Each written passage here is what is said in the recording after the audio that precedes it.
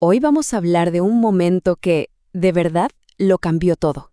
Ese punto de inflexión en que la Biblia pasa de ser el texto de una minoría a convertirse en la referencia de todo un imperio.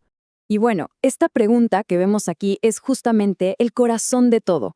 ¿Qué pasa cuando una tradición que era perseguida de repente se convierte en la religión del poder? Es un cambio, radicalísimo. Y sus consecuencias, créanme, las vemos hasta el día de hoy. Así que vamos a meternos de lleno. Ok, para entender lo gigante que fue este cambio, tenemos que viajar un poco hacia atrás. Pensemos en cómo eran las cosas al principio. Durante los primeros siglos, las comunidades cristianas, existían dentro del enorme imperio romano. Sí, pero siempre desde los márgenes, desde la periferia. Y su existencia era bastante precaria, la verdad. No es que hubiera una política imperial fija contra ellos, para nada. Todo dependía, pues, del emperador de turno, de la región. A veces simplemente los toleraban, los dejaban en paz, otras veces eran perseguidos brutalmente. El punto clave es este: eran una minoría, sin ningún tipo de poder político.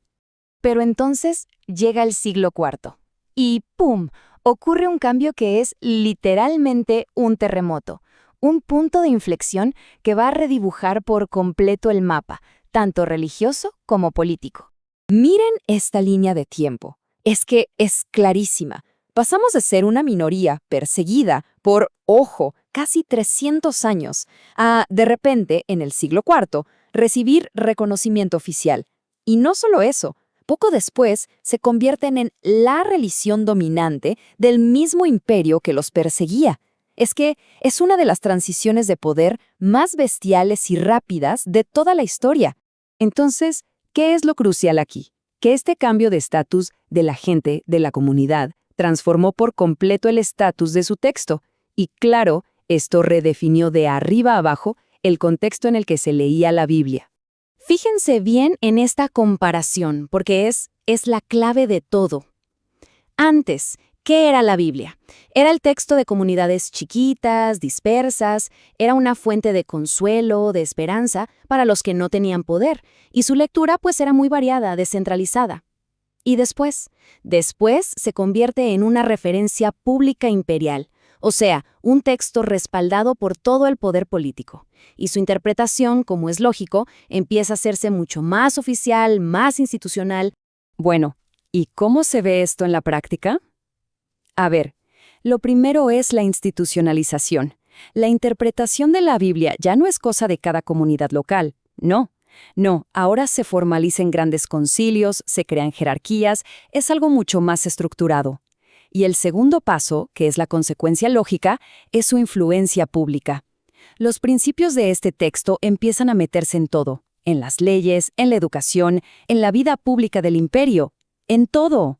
Claro, esta alianza entre la fe y el imperio, por un lado, trae una estabilidad institucional tremenda, sin duda. Pero por otro, es como abrir una caja de Pandora. Surgen un montón de tensiones nuevas, de preguntas súper complejas.